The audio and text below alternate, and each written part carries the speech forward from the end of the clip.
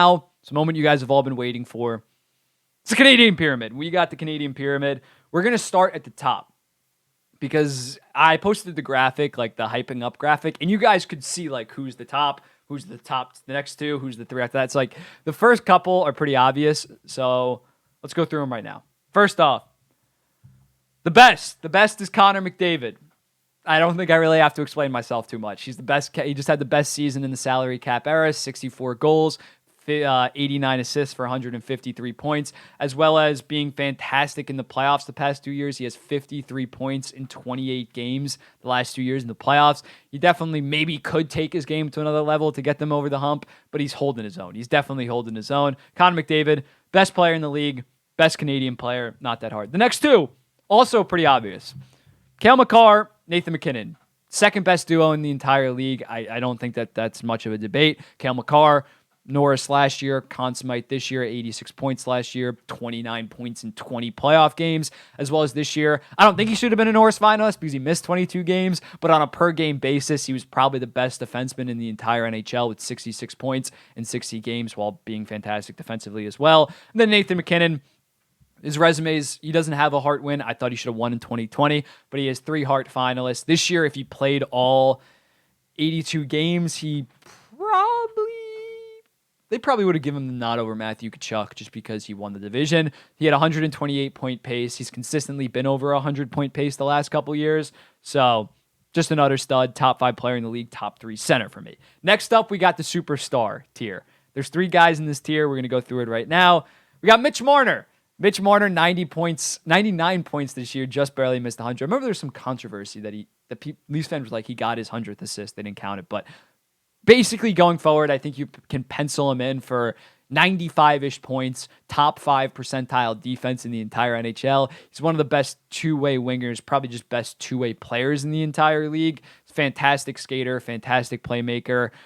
Maybe not a number 1 on a championship team, but he fits so nicely around Austin Matthews and kind of forms like a 1A, 1B that can go out and win the Stanley Cup. I don't know if they actually will. But Sidney Crosby, ageless wonder, 93 points still in 82 games. Still a top 15 player in the league. He's not the most physically dominant anymore. He's not the fastest player. He does not the strongest player anymore, but his hockey IQ is still levels above other people in the league, so that separates him and still makes him this elite player. He still has a good shot. He's still a very good skater, but he has aged fantastically just because he is such a cerebral player. And going forward on that Penguins team, I think he could sniff 100. I don't know about you guys, but it's definitely possible. Braden Point, the last one in the superstar tier, 51 goal, two-way center. He does play with Nikita Kucherov. I see that criticism a lot that, oh, he plays with Kucherov.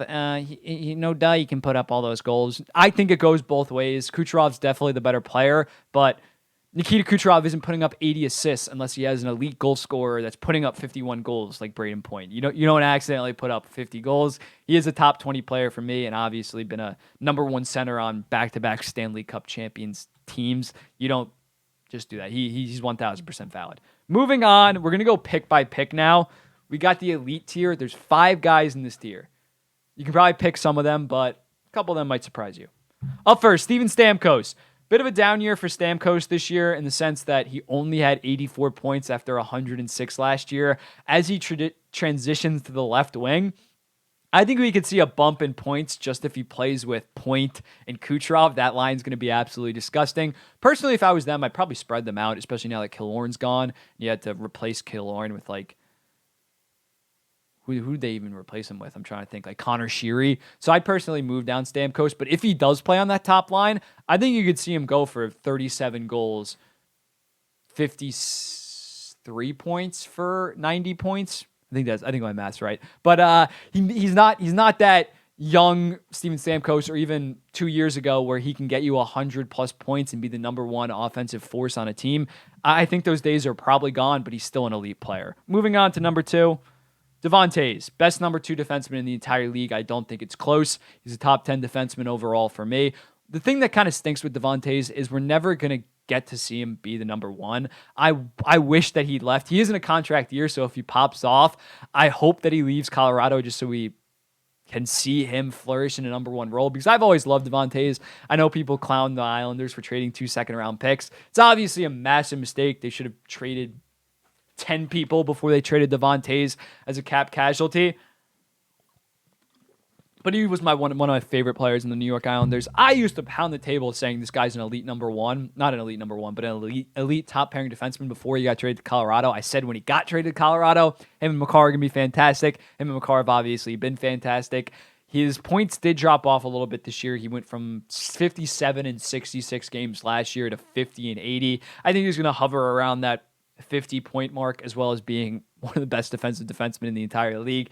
He's just, again, like a Sidney Crosby, such a cerebral player, diagnoses and reads every single play, always in the right position on defense, always effective with his stick, doesn't take like any penalties. He's really the perfect number 2 defenseman, and I think would flourish in a number 1 role. Moving on, Brad Marchand's an interesting one. 67 points in 73 games this year. His defensive numbers did slip a little bit. He's had multiple hip surgeries at this point, so I don't know if he's that guy that in his 5-year prime was top 10 in Hart voting every single year, was putting up 90 to 100-point pace. I don't know that. And especially when you consider Patrice Bergeron's not there anymore. I think he's definitely still an elite player, but it's going to be very interesting to see. Hopefully he gets reunited with Pasta. That'll definitely help him out offensively. But I think he's going to be a mid-70s, very good defensively heading into next year. And I don't think he's going to be like ESPN. I don't know if you guys saw this. ESPN had him 45 points in 63 games. That's ridiculous. That's ridiculous. For a guy of his stature, they might be lower on Boston than I am. But yeah, I think Brad Marchand's going to be an elite player again next year. But maybe not. He used to be like a top 15 player in the league for me. He's around top 25, top 30. 25 to 30, we'll call it. Dougie Hamilton. I remember a lot of people were kind of writing off Dougie Hamilton after last year. He broke his jaw. The Devils sucked. He put up like 30 points in 60 games, as well as being horrible defensively, because the Devils overall were just horribly defensively. But this year, he really popped. 22 goals, 74 points. Him and Jonas Siegenthaler is I don't know. I just botched that probably. But him and Siegenthaler were so fantastic. Siegenthaler being that amazing defensive defenseman, letting Dougie Hamilton cheat up on plays, play that offensive defenseman role. They posted a 55.5% expected goals percentage together. And I think going forward, with that Devils team, they show no signs of slowing down. I don't know if he's going to go 22 goals, 74 points again, but I would bet high 60s at the bare minimum. He was on my Norris ballot last year because he was one of the best offensive defensemen in the entire league, as well as being solid defensively, and especially with Siegenthaler. They just work so well together, and as a result, Dougie Hamilton, elite player. Last for this row, we got Mark Stone. I'm very high on Mark Stone. I still had him like number 24 on the MB top 50. A lot of people said I was like way too high on him, which I thought was personally ridiculous. When he's healthy, I know that's a big if. Availability is the best. What is it? How does it go? Availability. I don't know. I'm going to botch that. But Mark Stone, when you look at him, whenever he plays this season, I think he had 37 points in 41 games, playoffs, 24 points in 22 games. Whenever he plays, I think he's the best defensive right winger in the entire league. And whenever he plays, he's around the point per game, fantastic defensively. Like, yes, he doesn't play during the regular season, but as long as he plays every single game in the postseason, which he does, he just battles through. That's a guy I want on my team. He's such a dog. I keep on going back to that one play in the Stanley Cup Finals. I think it was against the Panthers. Yeah, or maybe it was in the Western Conference Finals. But he made some sick defensive play, then skates up the ice full speed, then finishes a goal. That is Mark Stone in a nutshell. The dude is an utter dog in terms of toughness, defensive prowess, two-way game. He's one of the best in the entire league. I don't think that's up for a debate. When Mark Stone is healthy, he is without a doubt a top 25 player in the entire league. Moving on. No, not moving on. This is our full elite tier. 5 guys in the elite tier. Stamkos, Taves, Marchand, Hamilton, Stone. Next up, we got the very good tier. I have 10 guys in this tier. We got 10 guys. Up first, Sam Reinhart. Sam Reinhart's one of the more underrated players in the entire league for me. Talking about Mark Stone, Sam Reinhart's also one of the best defensive right wingers in the entire league. Back-to-back years of Selke-level defense. The problem is, in order to get Selke votes, you need to post like 4 or 5 years of very good defensive numbers. That's why I was surprised that Heischer and Marner got nominated last year. Usually it's like an old gentleman's club. Gentleman's club. But usually it's like an old Yeah, gentleman's club, whatever. But yeah, I think he's eventually going to start getting Selke recognition, but he's only been elite defensively for the past 2 years since he's really found his role in Florida. And 147 points in 120 games. His offensive numbers did dip a little bit this year, only 31 goals and 36 assists for 67 points. But I think going forward, he's going to fluctuate between 65 to 75 points, as well as being fantastic defensively. That's an elite player in my books. Next up, Carter Hart, weird-ass career for Carter Hart thus far. First 2 years, he posted 915 and a 259. He was looking, there was like next Carey Price comparisons. I don't know if you guys remember that. Some of you guys might be too young for that. But Carter Hart was like the next great Canadian goalie, and then he absolutely, as a result, mainly in part, not mainly, but in part, the Flyers started playing like utter shit. So his numbers stepped down, and he was also just not playing good enough. He was putting up like an 880. That's just unacceptable, regardless of what team you're on. But this year, he really bounced back. He posted a 907. He had a 10.3 goals saved above expected. So you see that 907, you don't think it's that impressive. And if he was on a decent team, that's not that impressive. But when you look at the advanced stats, he was a top 12-ish goalie this year. And considering I saw him early part of his career when he was a good goalie, on a decent team, I think he's going to be their franchise goalie. And also, you look at him, he's only 25 years old. You look at a Shesterkin, a Sorokin, they debuted at like 25. So he's been in the league. He's like an NHL veteran at this point. But for a goalie, he debuted very, very early. So he still has his future ahead of him. That's why I'm personally not really on team trade Carter Hart, just because he's only 25. If you can sign him to an extension, like this isn't Connor Hellebuck, you're going to start going through this rebuild. He's 30. Carter Hart is still going to be an elite goalie in 3 to 4 years when the Flyers are coming out of this rebuild. So if you can get the right offer, probably trade him. But right now, he's a very good goalie. Jordan Kyrou, 37 goals, 36 assists this year. His points dipped a little bit, but he bumped up in 10 goals. Last 2 years has been about a point per game guy. His defensive numbers aren't that great, but the Blues are pretty shit overall defensively. I think going forward, he's going to be around the 35 and 35 guy. Not too much to say. Claude Giroux, fucking beast, man. Goddamn, I shouldn't curse, but he's a beast. He's a beast. At age 35, put up 35 goals, 44 assists for 74 points for the Ottawa Senators. And I see a lot of people, when talking about Claude Giroux, they think he was just a byproduct of Tkachuk and Stützle, but I kind of think the opposite. Not that he made them, but he was massive in their development this year. You cannot deny the fact that as soon as Claude Giroux comes in, Stützle goes from 58 points. He would have took a step regardless, but 58 to 90. Tkachuk goes point per game. And again, when you put up 35, 44, and 79, yes, he's probably definitely heading into this year. He's the third best player on that line, but that's very much one of the best lines in all of hockey. That's like saying when Landeskog, Rantanen, and McKinnon were cooking, like, oh, Gabe Landeskog's only the third op. Gabe Landeskog's still a very good player. So Claude Giroux, again, he's aged fantastically. Just had his best season in the past like 2 to 3 years. And same thing with Crosby. He's such a good passer, and he's such high hockey IQ and overall hockey knowledge that he's able to continue to play at an elite level. Brett Burns, another older guy that shows no signs of slowing down. He goes from San Jose, the shithole that San Jose was, to now playing with Carolina, playing with Jacob Slavin. Back in San Jose, he was playing with like a washed-up Vlasic or like Mario Ferraro or Erik Karlsson. I don't think he played with Erik Karlsson, but on the same line. But yeah, they're both right-handers. But yeah, he played with guys that couldn't play defense to what they needed to in order to be paired with Brett Burns. Brett Burns is a right wing playing defense. We basically know that. But when he goes from that, guys that are not that good defensively anymore, it was fantastic when Vlasic was in his prime and he could play with Brett Burns because Vlasic was one of the best defensive defensemen in the entire league, which is what he has now in Jacob Slavin. So he goes from San Jose, posting pretty bad results, bad defensively, offense slows down. He goes to Carolina, plays with arguably the best defensive defenseman in the entire league, one of the best overall. It's not a surprise that he has a bounce back, massive year, post 61 points, as well as him and Slavin posting a 61.7 expected goals percentage, which was by far the highest out of any pair in the entire league that played over 400 minutes. So I think going forward, he's not going to win the Norris, most likely, but I think he is a top 20 defenseman at this point, even with his age. Even if he regresses a little bit, he's still going to be a high-end top pair guy. Carter Verhaeghe, one of the more underrated players in the league. I know I'm using the term underrated a lot. Jesus. but not too much to explain on this one. 41 goals this year, very good in the playoffs for the Panthers.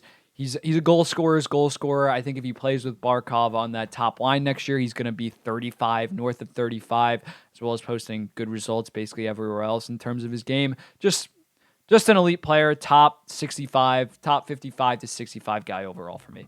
Darcy Kemper, another underrated guy. Another underrated guy for me. He's not winning you the Vezina Trophy anytime soon. He doesn't have that ceiling of like a Philip Gustafson, of a Carter Hart, but his floor is very, very high. You look at him over the last 5 years, goals saved above expected, 2018, 7.5, 2019, 8.8, 2020, 7.7, 2021, negative 0.2. That was his one average year. 2 years ago on the Avalanche, 21.0, 2023, 8.8, even on a pretty bad Washington Capitals team.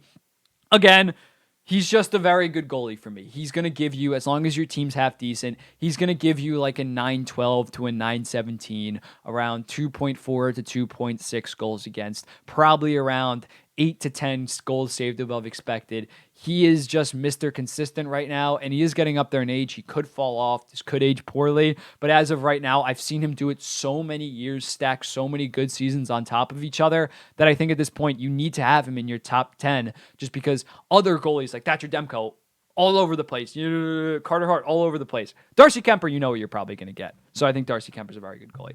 Robert Thomas, the name of the game, he's not scoring you goals. He's going to give you like 20, 22 goals a year, but he's one of the best passers in the entire league. This year at even strength per 60, he had 6 most points at even strength per 60. He's one of the best playmakers at even strength, one of the best passers in the entire league. Going forward, I think he gives you 20 to 25 goals, 50 to 60 assists.